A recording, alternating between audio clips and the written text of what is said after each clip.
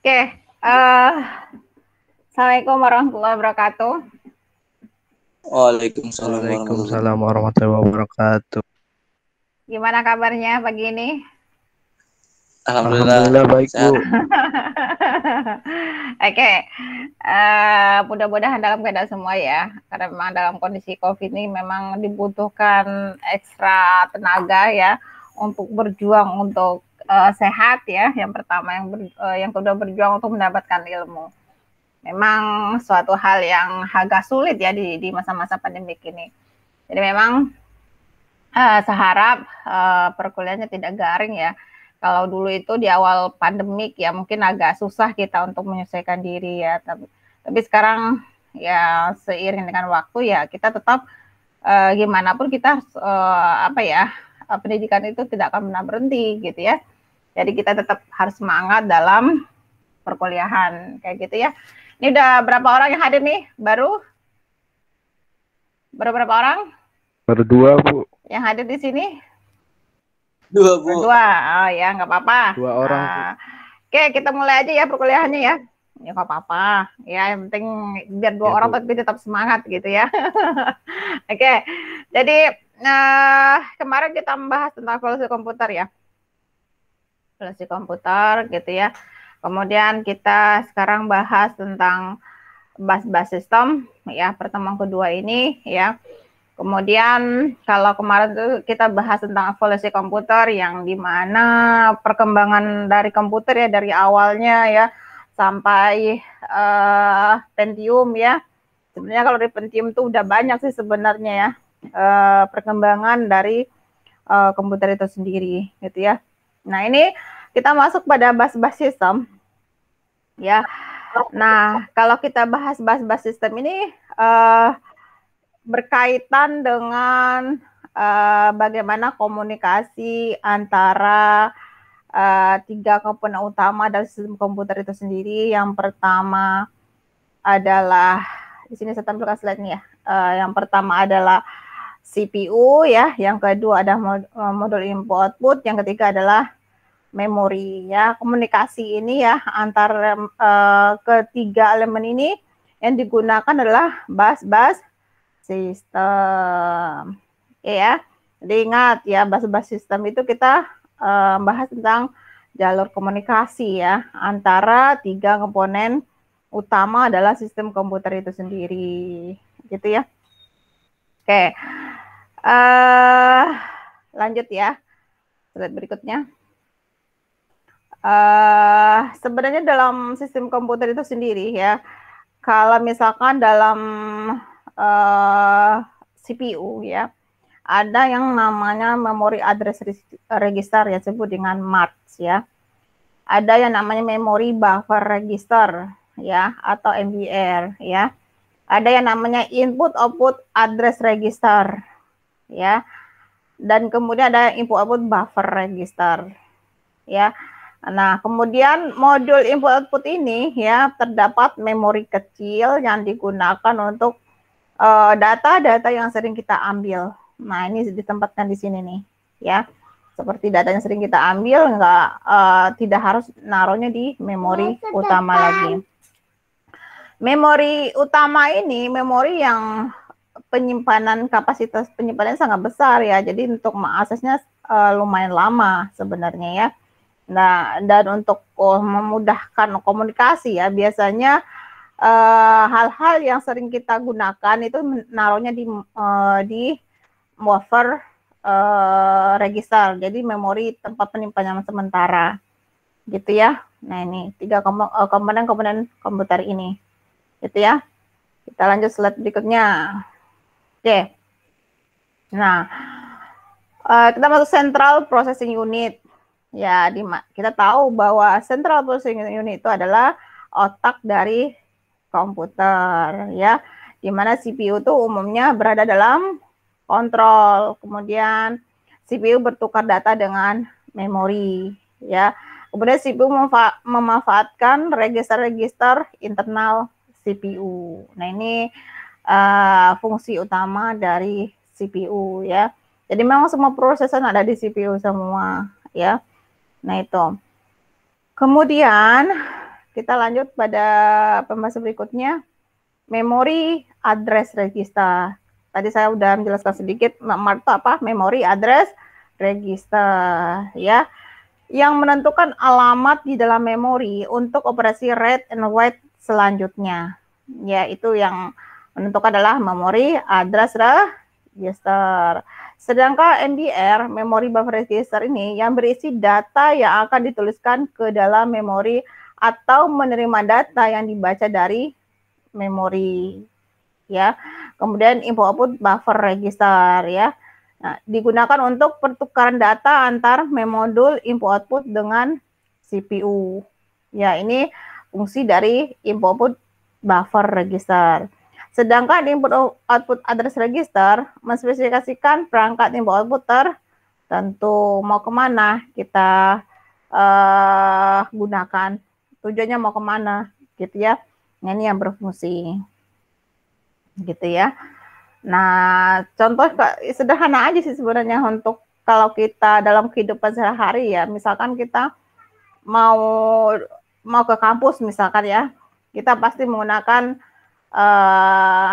jalan raya ya sebagai tempat lalu lintas umum, ya. Nah, itu ya. Jadi kita bayangkan kita mau kemana nih, mau ke kampus melewati mana, gitu ya. Nah, pasti setiap mahasiswa punya tempat yang berbeda-beda dan lokasi yang berbeda-beda. Pasti tempatnya itu pasti kita mempunyai satu tujuan, misalkan di kampus misalkan, ya. Nah, itu jalur komunikasinya pasti berbeda-beda, tapi tujuannya sama, gitu ya. Nah, itu kalian bayangkan aja kalau bus system itu bagaimana jalur komunikasi itu digunakan bersama-sama, ya. Untuk mengontrol apa? Ya, pertama alamat, ya, addressnya, jalur kontrol. Nah, itu yang harus dikontrol, gitu ya. Kemudian kita lanjut pada slide berikutnya. Memori. Nah, memori ini terdiri dari sekumpulan lokasi yang didefinisikan dengan alamat yang mempunyai nomor-nomor berurutan, ya. Sedangkan masing-masing lokasi berisi bilangan biner yang dapat diinterpretasikan baik sebagai instruksi maupun data. Jadi itulah memori, gitu ya. Jadi sebenarnya kalau memori ini tempat penyimpanan yang yang umum, ya, sama tidak, apalagi kita sebagai orang basicnya teknik, ya, harus tahu fungsi memori itu buat apa sih sebenarnya. Nah, gitu ya. Nah, itu harus paham, gitu. Oke, kita lanjut. Ya. Nih, modul input output, ya. Modul input output ini fungsinya buat apa? Fungsinya untuk memindahkan data dari perangkat eksternal ke CPU atau sebaliknya, ya, dan sebaliknya atau sebaliknya bisa, ya. Jadi ya ini memindahkan data modul, ya, nama modul pasti dia tempat ya mentransfer data atau mengirimkan data, ya, itu digunakan dalam sistem komputer, ya. Nah, modul ini berisi buffer eksternal untuk menampung data ini sementara sampai data itu dikirimkan. Itu ya, itu yang disebut dengan modul input output. Oke. Nah, kita lanjut. Nah, ya, kita lanjut pada fungsi komputer, ya. Nah, di sini fungsi dari komputer itu sebenarnya ada dua sebenarnya, ya. Yang pertama digunakan sebagai fetch, ya. Fetch itu adalah mengambil data, instruksi yang mau dibaca itu apa. Fetch, execute, ya. Nah, kemudian CPU akan mengeksekusi setiap instruksi, ya. Nah, langkah berikutnya komputer itu adalah mengeksekusi atau mengeksekusi perintah apa yang mau dilaksanakan. Nah, ini itu ya. Jadi dua langkah ini dalam pengambilan instruksi yang harus kalian pahami. Yang pertama adalah fetch, ya, membaca fetch, instruksi fetch, ya. Yang kedua adalah CPU mengeksekusi setiap instruksi. Nah, itu ya yang harus dipahami. Kemudian kalau fungsi komputer saya rasa udah paham, ya. Ada yang belum paham belum fungsi komputer? fungsi komputer tuh hal-hal yang udah ini ya kita gunakan. Ada yang belum punya PC di rumah atau laptop? Ada yang belum punya? Si Rifan punya nggak? Ada Bu laptop Bu. Ada laptop. Ya, jadi saya rasa udah tahu ya. Apa fungsi ke laptopmu di rumah, Rifan? Buat nugas Bu. Tugas, bukannya main game. Iqbal fungsinya apa, Bal? Kenapa, Bu? Fungsi komputer di rumah buat apa? Jalanin program, Bu. Oh, jalanin program. Terus apa lagi? Buat tugas juga, Bu. Tugas juga. Main game juga gitu ya. Yang lain apa lagi? Apa kira-kira? Sama Bu, buat nugas juga Bu. Tugas juga. Iya, Bu. Nah, Iwan. Nah, Iwan. Ya, fungsinya laptop di rumah buat apa, Iwan? Selain apa ya, atau mengeksekusi program, misalkan selain buat tugas, buat apa lagi, Nah, Iwan? Kalau buat ngegame, laptop saya nggak bisa Bu, nggak kuat. Nggak kuat. Terus buat apa aja? Udah buat nugas sama buat Wih. program doang Bu. Oh gitu. Kayak sih, rasa mah rata-rata udah paham lah ya fungsi komputer itu buat apa gitu ya. Nah, kita lanjut pada slide berikutnya. Nah, di sini siklus FAT ya, pada CPU yang umum satu register program counter dipakai untuk mengawasi instruksi yang akan dibaca selanjutnya. Nah, itu ya fungsi dari siklus FAT ya. Udah instruksi yang dibaca akan dimuatkan ke dalam sebuah register IR, instruction register ya. Nah, ini langkah-langkah dalam IR ya. Sebenarnya kalau langkah-langkah execute ini ya udah ada lebih lengkap ya. Saya menggunakan referensinya William Sterling ya. Jadi langkah-langkah instruksi dalam pengambilan perintah sampai mengeksekusi program. Nah, itu ada semua langkah-langkahnya. Tinggal kalian nanti coba lihat buku William Sterling. Kalau saya dulu punyanya jilid 8 ya. Nah, itu yang kalian coba kalian lihat lagi ya. Bukunya, kalau dulu bukunya tebel banget itu ya. Saya dulu belinya itu bukunya itu pas saya ngajar di salah satu perguruan negeri perguruan swasta ya di Jakarta. Nah, itu lumayan mahal bukunya. Nah, gitu. Mungkin kalian bisa e-book kan banyak sekarang ya. Coba kalian download aja gitu ya, kalian baca-baca gitu ya. Kalau dulu mah ngajar itu ya, kalau untuk baca buku itu harus kita beli. Nah, sekarang kan banyak media online yang bisa kita manfaatkan untuk media belajar gitu ya. Oke. Kita lanjut ya. Nah, ini secara umum aksi ini dibagi menjadi 4 kategori. Jadi dalam eksekusi FAT itu ada beberapa tahapan yang akan dilakukan ya. Yang pertama adalah CPU ke memori ya, data dipindahkan dari CPU ke memori atau sebaliknya gitu ya. Oke, itu apa namanya tuh komunikasi yang terjadi antara CPU dan memori. Sedangkan CPU input output, data dapat dipindahkan ke atau dari dunia luar dengan memindahkan antara CPU dan modul input output. Nah, itu ya fungsinya. Jadi komunikasinya yang pertama CPU ke memori, sekarang CPU ke input output.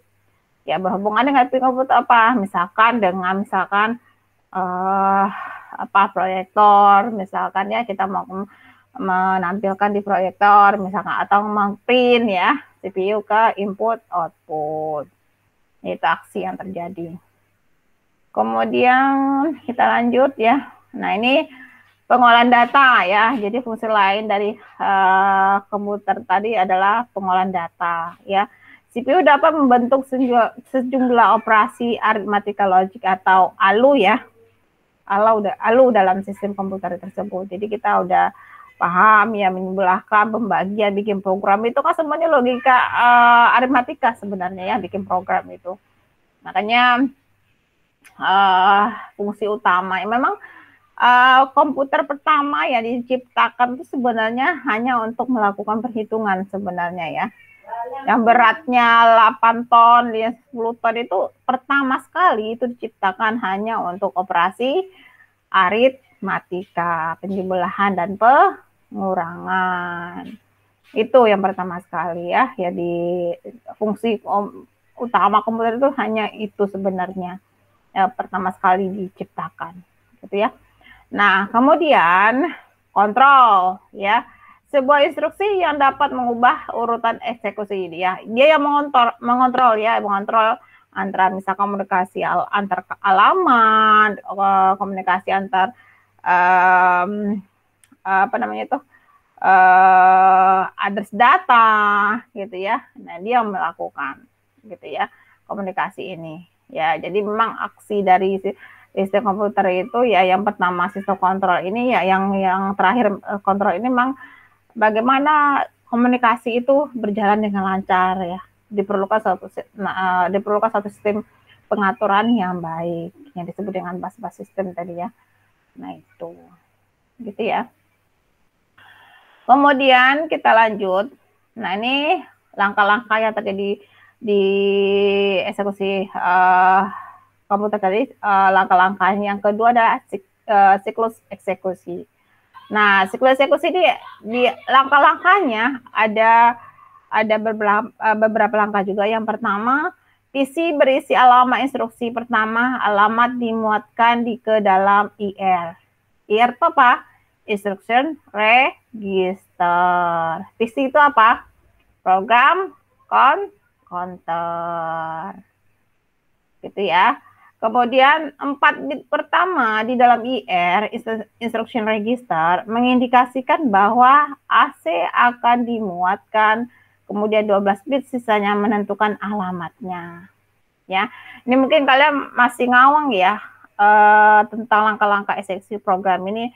Ya mungkin di buku itu kalau William Sterling itu saya baca ya, itu langkah-langkahnya itu dijelasin tuh. Misalkan program counter itu ngambil data awalnya berapa, ya.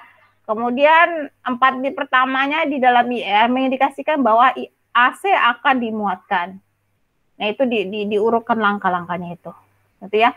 Kemudian dalam IR mengindikasikan bahwa AC akan dimuatkan. Kemudian 12 bit sisanya menentukan alamatnya. Jadi alamat yang digunakan itu apa?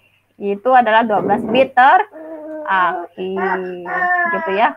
Kemudian PC dinaikkan nilainya dan instruksi berikutnya akan diambil. Nah, ingat, PC apa tadi? Program counter. Gitu ya. Nah, kemudian isi AC yang lama dan isi lokasi yang baru ditambahkan dan hasilnya simpan di AC. Ya, ini langkah keempat ya. Proses execute ya. Jadi AC yang lama dan diisi lokasi yang baru ditambahkan dan isinya akan diambil di AC.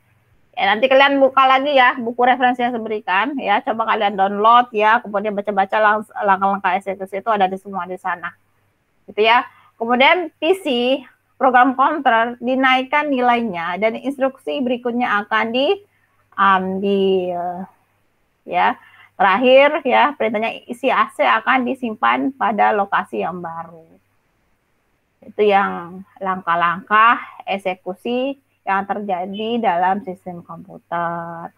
Nah, itu lengkap banget tuh ya. Kalau di buku William Sterling itu ada contoh-contohnya ya. Bagaimana ada langkah-langkahnya, program counter memindahkan ke AC, kemudian diremotekan ke IR misalkan ya. Nah, itu udah ada semua di William Sterling. Tinggal kalian nanti buka lagi bukunya. Gitu ya. Kemudian nah, kita bahas sedikit tentang interrupt. Interrupt itu apa ya? Interrupt itu adalah pemberhentian kerja sesaat ketika PC menginginkan eksekusi program tertentu ya. Contohnya di sini ada kelas-kelas interrupt. Yang pertama kelas program. Ya, dibagikan dengan beberapa kondisi yang terjadi sebagai hasil dari suatu eksekusi instruksi. Jadi kita misalkan bikin program. Nah, programnya buat apa? Misalkan menghidupkan atau mematikan lampu misalkan ya. Nah, interruptnya apa? Dia menggunakan software ya, program yang digunakan untuk menginterrupt ya, gitu ya. Kemudian timer. Nah, timer dibangkitkan oleh timer dalam prosesor, benar ya. Misalkan timer interrupt ini misalkan ada tuh beberapa laptop misalkan berapa lama laptopnya tidak disentuh maka dia akan mati sendiri misalkan. Kemudian PC-nya akan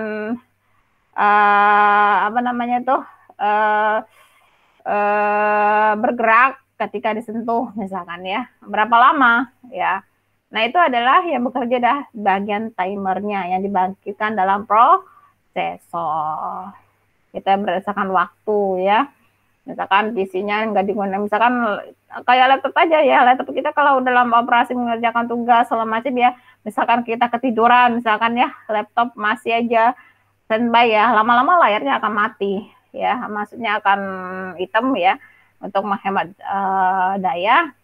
Nah, yang bekerja adalah prosesor ya, timer yang dibangkitkan oleh prosesor, gitu ya.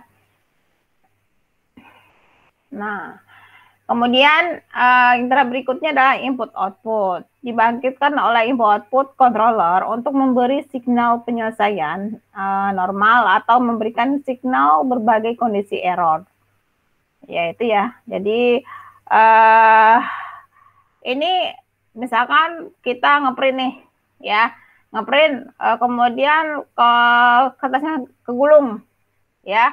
Yang memberitahukan adalah modul input output bahwa komputer ini atau printer yang kita gunakan dalam mengalami error gitu misalkan ya.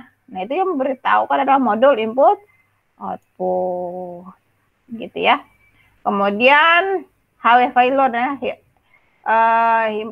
Nah, ini dibangkitkan oleh kegagalan seperti kegagalan daya atau memory parity error.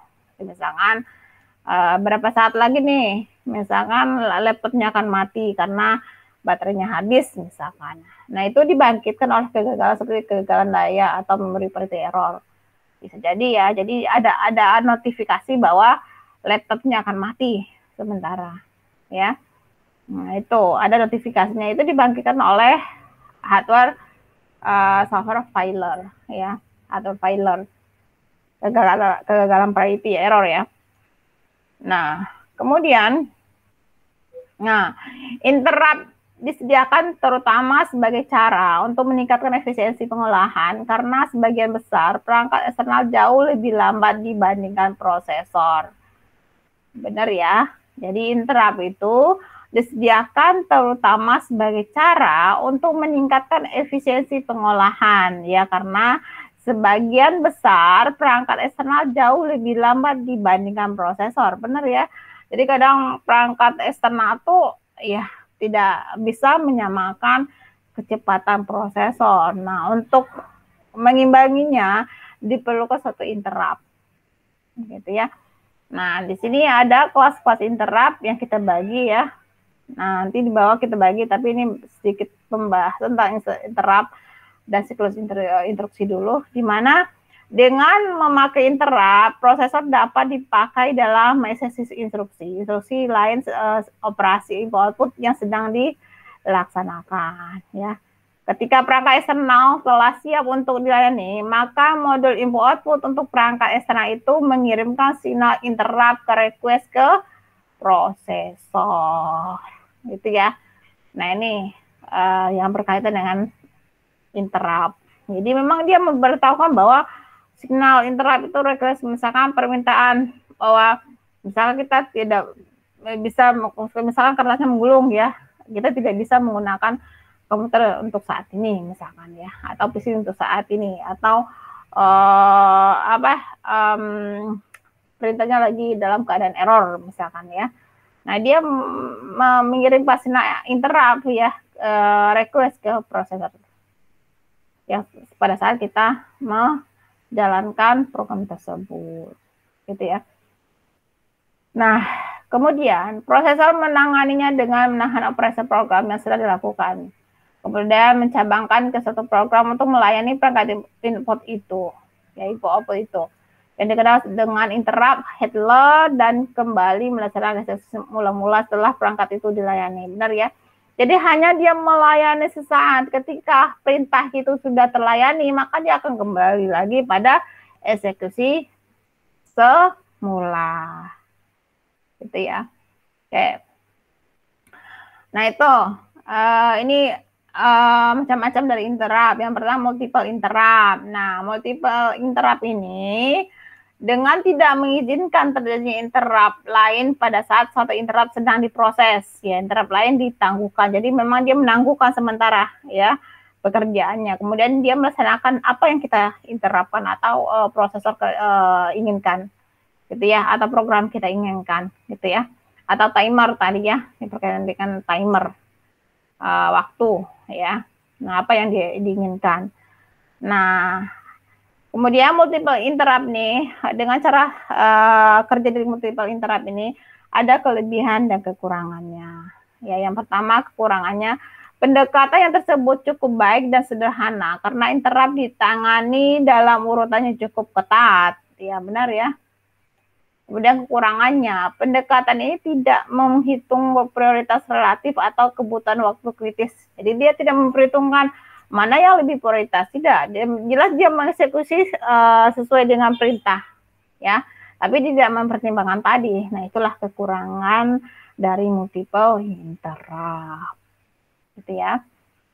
Nah, kemudian dengan mendefinisikan prioritas bagi interrupt dan mengizinkan interrupt berprioritas tinggi menyebabkan interrupt handler yang berprioritas lebih rendah untuk mengeksekusi diri sendiri. Jadi dia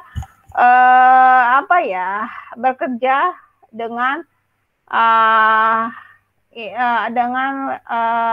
cara menginstruksi dirinya sendiri, gitu ya. Ketika ada interrupt yang tidak bisa berkomunikasi atau tidak tahu ya tadi kekurangan kelebihan dari multiple interrupt. Nah ini ya, dengan mendefinisikan prioritas bagi interrupt dan mengizinkan interrupt prioritas tinggi menyebabkan interrupt handler yang berprioritas lebih rendah untuk menginterrupt dirinya sendiri, gitu ya.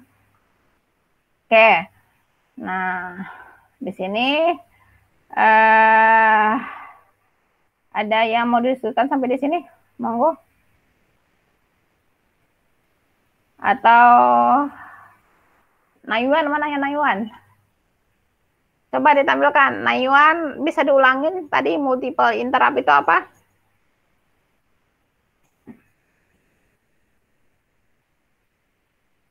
Nayuan bisa ngulangin apa tuh multiple interrupt? Yo,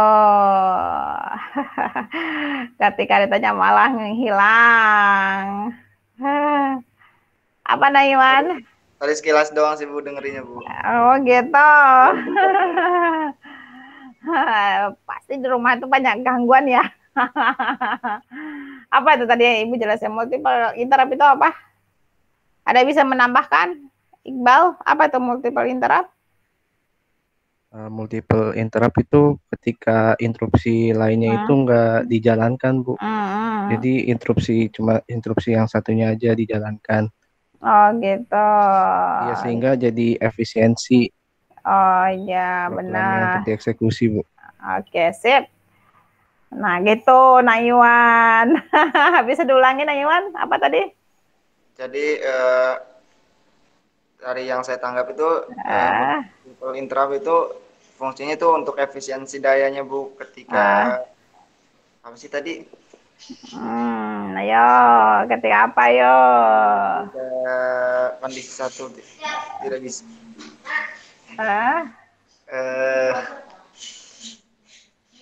Gimana, ya Bu, gimana? fungsinya untuk efisiensi si dayanya Bu. Apa itu? Daya apa itu? Daya dari si komputernya Bu. Oh gitu. Bisa diulangin yang lain selain yang tadi yang ngomong? Ayo. Ayo yang lain. Ada bisa menambahkan? Rifan Bu. Oh ya, coba Rifan.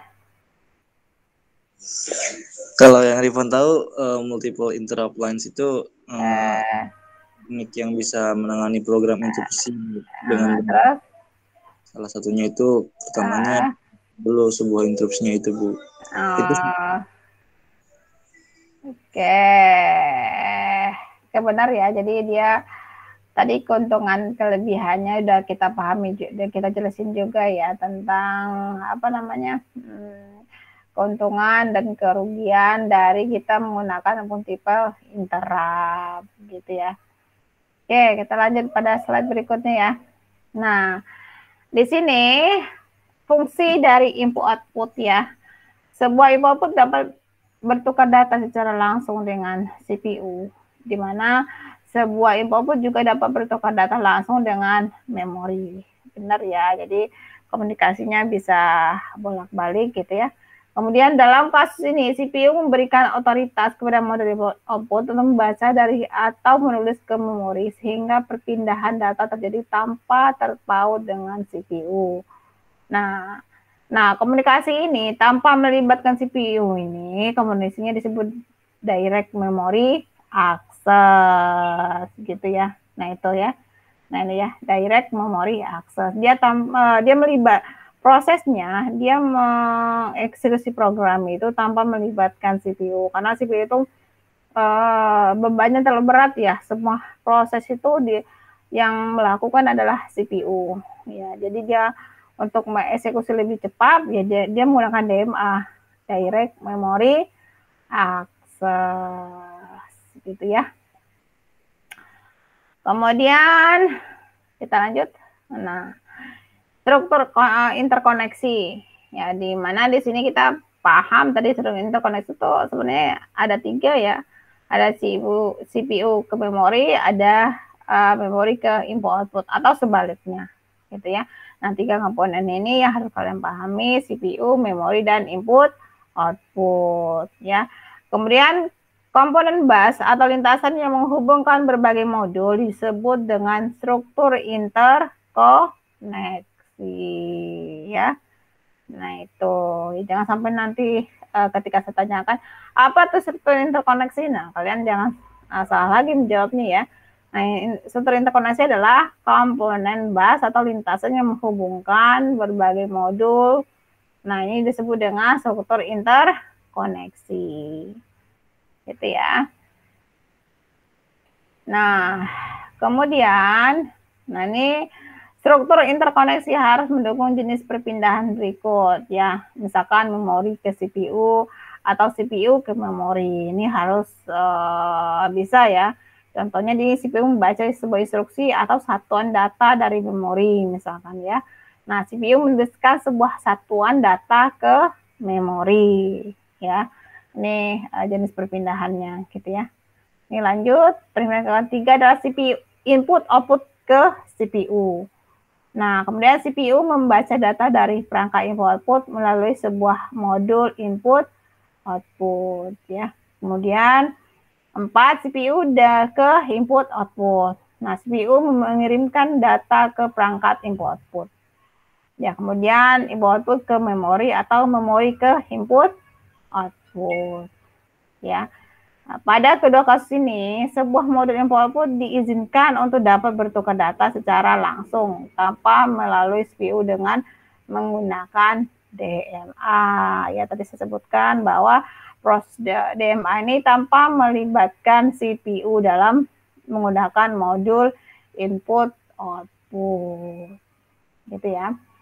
Nah, kemudian kita masuk sedikit interkoneksi bus ya. Di mana sini bus adalah media transmisi yang dapat digunakan bersama-sama. Ya, jalur komunikasi yang dapat digunakan bersama-sama. Ibaratkan jalan raya itu bisa digunakan oleh becak, bisa ya. Bisa digunakan oleh ontel, misalkan ya. Bisa digunakan oleh truk, misalkan ya. Bisa digunakan untuk mobil pribadi, misalkan ya. Nah, itu disebut dengan jalur komunikasinya itu ya. Kalau di sistem komputer disebut bus ya. Bus adalah media transmisi yang dapat digunakan bersama-sama. Bila dua buah perangkat melakukan transmisi dalam waktu yang bersamaan, maka sinyal-sinyalnya akan bertumpang tindih dan menjadi rusak, ya. Berarti harus hanya satu buah perangkat saja yang akan berhasil melakukan transmisi pada saat tertentu. Gitu ya. Itu. Kemudian struktur bus. Nah, struktur bus yang menghubungkan komponen utama seperti CPU, memori, ya, input output disebut dengan bus system, ya. Jadi komponen komunikasi antara CPU, memori, input output disebut dengan bus system. Kemudian biasanya bus system ini terdiri dari 50 sampai 100 saluran yang terpisah, ya. Kemudian bus diklasifikasikan menjadi 3 kelompok. Yang pertama adalah yang tadi saya bahas, ya, saluran data, saluran alamat, dan saluran kontrol, ya. Di mana saluran data memberikan lintasan bagi perpindahan data antara dua modul sistem, ya. Saluran ini secara kolektif disebut dengan bus data, ya. Kemudian digunakan untuk menandakan sumber atau tujuan data pada bus data, ya. Kemudian saluran kontrol digunakan untuk mengontrol akses ke saluran alamat dan penggunaan datanya dan saluran alamatnya. Jadi ini, ya, kalau mengontrol, ya, dia bisa mengontrol 3 komponen tadi, saluran data dan saluran alamat. Ya, ini yang terjadi, ya, dalam sistem pengontrolan. Ini diatur apa? Ya, komunikasi, ya, komunikasi antara bus dengan komunikasi antara misalkan CPU dengan memori, memori dengan modul input output, gitu ya. Kemudian di sini ada elemen rancangan bus, ya. Ada dedicate, ya, ada multiplexed, ya. Dedicate adalah satu saluran bus dedicate secara permanen diberi sebuah fungsi atau subset fisik komponen komputer, ya. Sedangkan multiplexed metode yang menggunakan saluran yang sama untuk berbagai keperluan, ya. Nah, itu. Nah, kemudian ada keuntungan dan kerugian dari menggunakan 2 elemen tadi, ya, dedicate multiplex, ya. Dedicate itu yang pertama keuntungannya adalah throughput yang tinggi karena terjadi kemacetan yang kecil. Jadi dedicate itu, ya, cuma satu jalur yang digunakan, jadi, ya, errornya tuh boleh dibilang kecil karena, ya, yang lewat juga kecil, ya, jalan yang digunakan juga kecil, maka error atau bisingnya juga akan semakin kecil, ya. Sedangkan multiplexed memerlukan salurannya sedikit, menghemat ruang dan biaya, itu keuntungannya, ya. Dia memerlukan salurannya sedikit, menghemat ruang dan biaya, gitu ya. Kemudian kerugiannya, ini dedicate meningkatkan ukuran biaya sistem, sedangkan multiplex rangkaian lebih kompleks, terjadi penurunan kinerja, ya, karena event-event tertentu yang menggunakan saluran bersama tidak dapat berfungsi secara paralel, benar, ya. Jadi tidak dapat dia barengan, ya.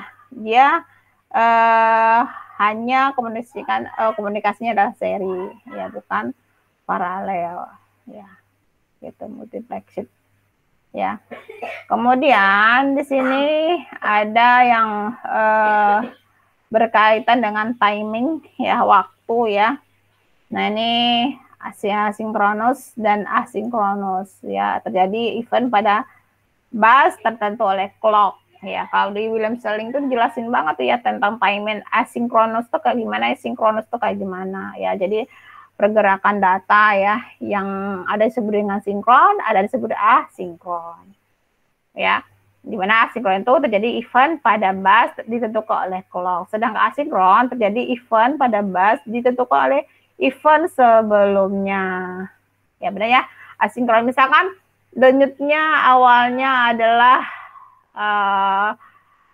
kurvanya adalah 0 misalkan, denyut berikutnya adalah 1 misalkan 0 1 0 1 gitu ya. Jadi dia ditentukan oleh event sebelumnya. Sedangkan asinkron itu ditentukan oleh clock. Misalkan kalau kalian tahu bahwa IC 55 ya, dalam mungkin kalian udah tahu ya. Nah, itu dia kan clock-nya ditentukan oleh waktu, misalkan berapa lama gitu ya. Nah, itu asinkron dan sinkronus. Gitu ya. Jadi harus tahu sinkronus itu terjadi pada event bus ditentukan oleh clock, sedangkan asinkron terjadi pada event pada bus ditentukan oleh event sebelumnya. Gitu ya. Kemudian lebar bus, semakin lebar bus data, semakin besar bit yang dapat ditransfer pada suatu saat. Benar ya? Semakin besar jalan raya yang bisa jalan raya sebuah yang terdapat di sekitar kita, maka semakin besar bus yang bisa melewatinya. Jadi kayak gitu juga dengan lebar bus. Semakin besar bus data, semakin besar bit yang dapat ditransfer pada suatu saat. Kemudian semakin lebar bus alamat, semakin besar range alokasi yang dapat direferensikan. Benar ya? Jadi semakin lebar bus alamat, semakin besar range alokasi yang dapat direferensi. Kemudian jenis transfer data ada 5. Yang pertama write, write ya, write modified write, read after write, dan block. Ya, ini yang jenis transfer data ini yang harus kalian pahami. Ada read, misalkan read itu membaca data, kemudian write menulis, ya read bagaimana modifikasi tadi yang kita tulis, ya bagaimana membaca setelah ditulis, misalkan ya, bagaimana ketika di transfer data di blok, dibikin sebuah blok gitu ya. Nah itu. Kemudian kita masuk pada ini adalah model input output ya sebenarnya. Ini yang kita ini aja kita ketahui secara sekilas saja. Memang di sini itu kan bus PCA misalkan dia digunakan pada tahun 90-an. Ya, dia ini pertama bus model input output yang digunakan ya. Nah, kemudian Peter bus misalkan ya. Nah, ini standar bus asinkron yang bekerja tinggi pada tahun ya 90-an lah gitu ya. Kalau saat ini kan udah banyak banget ya jenis model input output, apalagi sedang komputer itu kan perkembangannya sangat cepat sekali gitu ya. Nah, ini kelebihan salah fitur bus ya. Kemudian misalkan di sini salah fitur bus misalkan tidak tergantung pada arsitektur prosesor dan teknologi tertentu. Benar ya. Memiliki protokol transfer asinkron dasar. Benar ya. Mengizinkan protokol tersinkronisasi pada sumber untuk kebutuhan optimal ya. Tidak berdasarkan pada teknologi tercanggih. Ya benar ya. Nah, itu adalah salah satu dari syarat fitur bus misalkan. Oke, itu yang fitur bus misalkan di sini hanya sebagai pendahuluan aja ya. Ini perbedaan PCI dan fitur bus misalkan ya. Kalau PCI ditujukan bagi implementasi murah yang membutuhkan pindah visit secara minimal. Sedangkan fitur bus plus dimasukkan untuk memberikan fleksibilitas yang tinggi dan fungsionalitas yang luas untuk memenuhi kebutuhan berbagai sistem yang berguna tinggi, terutama sistem yang mahal. Oke, itu perbedaannya. Ya, mungkin sekarang itu ada yang tahu perkembangan modul input output sekarang itu yang digunakan itu apa aja? Selain dari mungkin bisa didiskusikan perkembangan dari modul input output sampai saat ini, ada yang bisa nyampaikan? Silakan. Monggo. Nayuan, Rifan, ya, monggo silakan disampaikan. perkembangan dari model input output yang setelah saya bahas, misalkan PCA, misalkan Fitur Bus ya. Fitur Bus Plus itu kan udah lama banget ya, tahun 90-an. Nah, sekarang kan udah berkembang banget tahun 2021 ya. Udah berapa tahun itu ya. Jadi itu yang coba kalian analisa, kira-kira yang kalian gunakan aja deh, yang kalian gunakan itu menggunakan model input output apa. Coba dianalisa. Oke, silakan bisa menyampaikan tentang model input output yang digunakan. Yasin ada nggak? Nur Yasin. Lagi di jalan Bu, beliau tadi bilangnya Bu, belum. Waduh. Jangan lagi di jalan. Udah tahu jadwalnya jam 9 ya, 5 lewat gitu kan. Aku masih di jalan. Gitu ya. Yasin, berarti ya si Yasin ini ya belum hadir ya. Kemudian Iqbal Nugraha hadir Bu. Hadir ya. Gimana pendapatnya tentang tadi? Coba dikasih ke komentar ya. Kalau ini nanti sekalian saya absen ini. Silakan. Tentang modul input output. Iya, silakan. Silakan. Mungkin lebih ke ini ya Bu, lebih yang sekarang ini kan iya. di era abad 21. Iya, benar. Seperti fingerprint gitu Bu. Iya, input outputnya di dalam device kita yang gunakan di smartphone. Iya benar. Terus maupun di layar sentuh yang kita gunakan Bu di smartphone. Seperti itu Bu. Perkembangan untuk saat ini Bu yang lagi berkembang. Yang lain bisa menambahkan?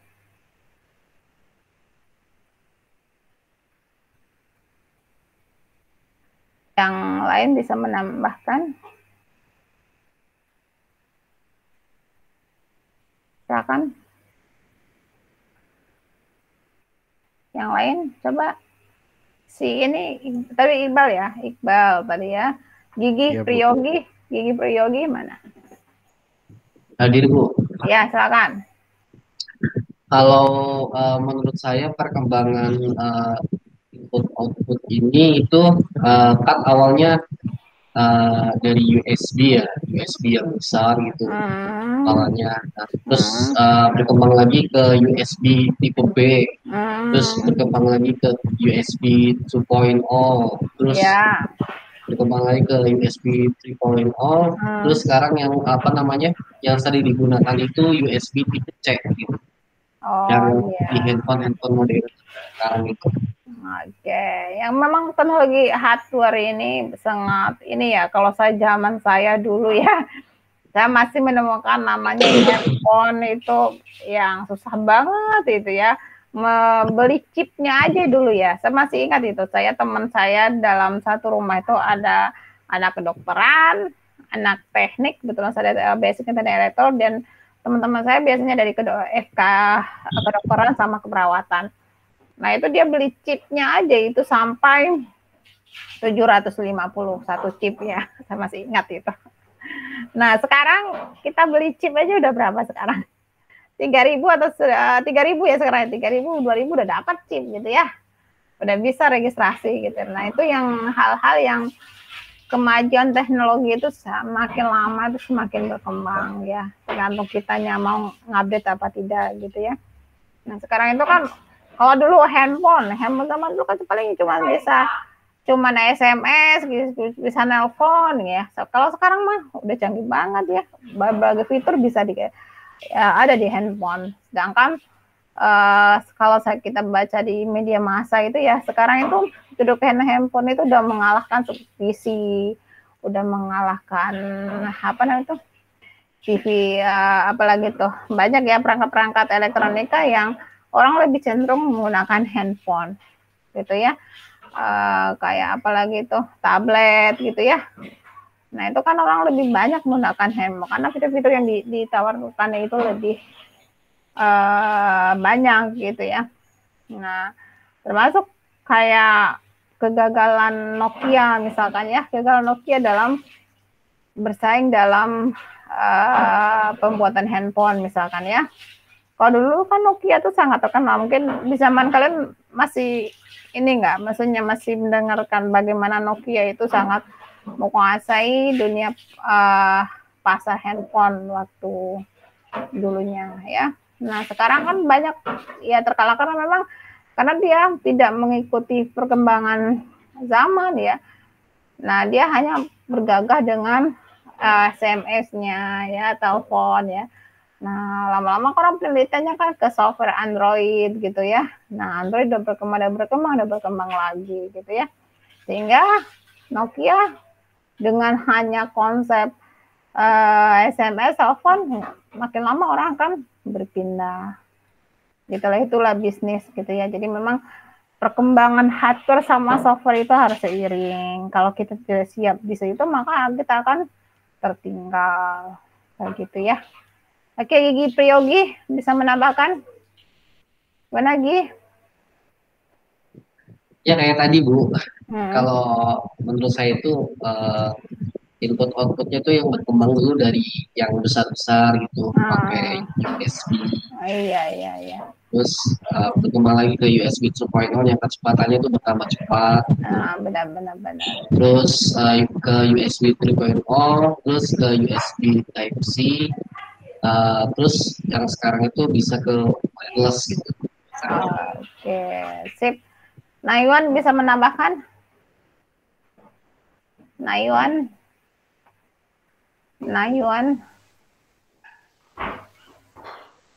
Cukup Bu dari saya Bu. Oke, sip. Rifan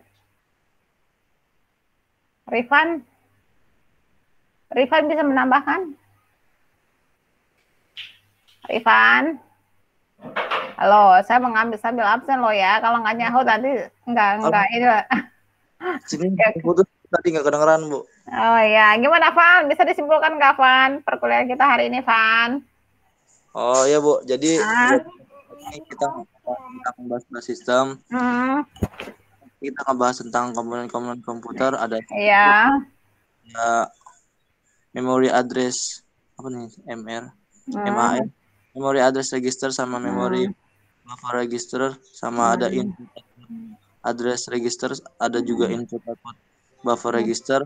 Terus tadi buat CPU sendiri itu dalam kontrol bertukar data dengan memanfaatkan register-register internal CPU. Terus juga fungsi dari memory address register itu menentukan alamat di memori untuk operasi read atau write selanjutnya. Terus fungsi input atau output, salah satu antaranya itu sebuah input atau output dapat bertukar data secara langsung dengan CPU. Terus juga dapat bertukar data langsung dengan memori. Selanjutnya itu ada interkoneksi bus. Jadi itu merupakan media transmisi yang dapat digunakan bersama.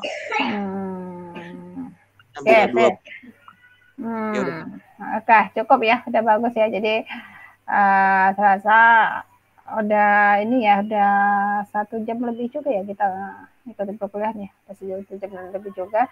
Dasarnya mah udah paham lah ya intinya, bahwa kita hari ini kita membahas bus sistem ya. Bus sistem itu ada komunikasi antara memori utama, CPU, dan modul input output. Kita bahas tadi ya. Kemudian ada fungsi komputer, ya kita pahami lagi. Kemudian komunikasi, ada 2 eksekusi yang terjadi ya dalam sistem komputer itu, dan dipahami ya. Sistem komputer itu ada instruksinya itu ada pengambilan dan eksekusi. Nah itu harus dipahami lagi. Kemudian ada langkah-langkah dalam eksekusi itu, interrupt itu ya. Ada kelas interrupt, dipahami lagi. Ada program dan timer ya, dipahami itu ya. Bagaimana tadi program ya, saya contohkan ya. Bagaimana dengan timer ya, di contoh dari interrupt yang diterapkan. Tadi saya sudah contohkan juga. Kemudian tadi kita bahas multiple interrupt ya, keuntungannya, kelemahannya ya, kekurangannya ya. Jadi kita harus pahami ini ya. Kemudian ada DMA, di mana DMA ini dia bekerja tanpa melibatkan CPU dalam pemrosesannya ya. Kemudian interkoneksi ya. Nah, apa itu interkoneksi? Nah, itu kita bahas tadi ya, ini ya, kita bahas tadi. Kemudian ada struktur bus ya. Nah, ini kita ada 3 saluran kontrol bus sistem ya, saluran data, saluran alamat, dan saluran kontrol yang kita bahas tadi. Ada elemen sistem bus itu ada dedicate dan multiplexer. Nah, itu kita bahas tadi ya. Ada kerugian dan kelebihannya juga. Nah, itu ya, lebar bus ya, semakin besar lebarnya juga data yang ditransfer juga semakin besar ya. Nih, jadi transfer tadi kita bahas. Udah nih perkembangan model input output tadi ya kita bahas juga sedikit ya. Nah, tadi kita diskusi juga perkembangan sekarang sampai saat ini ya, sudah mengarah ke Android ya. Kemudian semua perangkat bisa dimodifikasi ya dengan kecanggihan teknologi saat ini gitu ya. Saya rasa cukup ya perkuliahan hari ini. Ada yang mau disampaikan sampai di sini? Ada yang mau disampaikan sampai di sini? Ada yang mau? Kalau boleh izin buat minta file ininya Bu, yang iya. Akhirnya saya kirimin kayak. Boleh saya kirimkan nanti di ini juga nggak masalah sih, di sini juga ya, di apa namanya itu, di chatting ya, coba di chatting saya di grup, nanti saya kirimin langsung biar nggak kelupaan lagi di grup ya, bisa chatting oke, sip ini ya, materi ya, materi pertama udah dapat belum? Materi pertama dan kedua udah dapat belum? Belum, Bu. Belum ya. Ini saya bagiin ya. Bentar. Ininya di mana nih?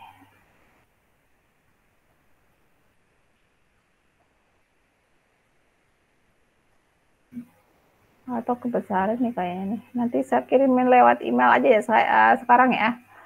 Atau lewat WA juga nggak apa-apa nih. Siapa tadi yang hubungi saya? Siapa? Ripan Bu. Ripan ya. Oke, saya kirim lewat WA ya. Biar nggak kelupaan nanti. Siap. Saya lupa aja.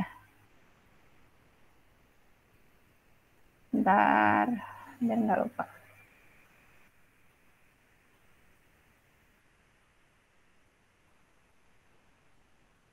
Pertama.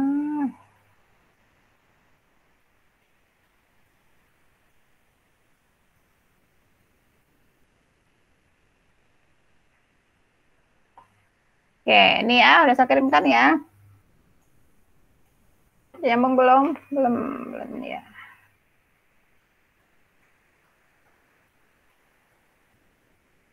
Oke. Udah masuk ya? Perwakilan tadi yang saya kirimkan ya. Udah ya? Bisa dicek ya, WA aja ya. Iya Bu, sudah Bu. Terima kasih Bu. Terima kasih Bu. Dibagi temannya ya materinya ya.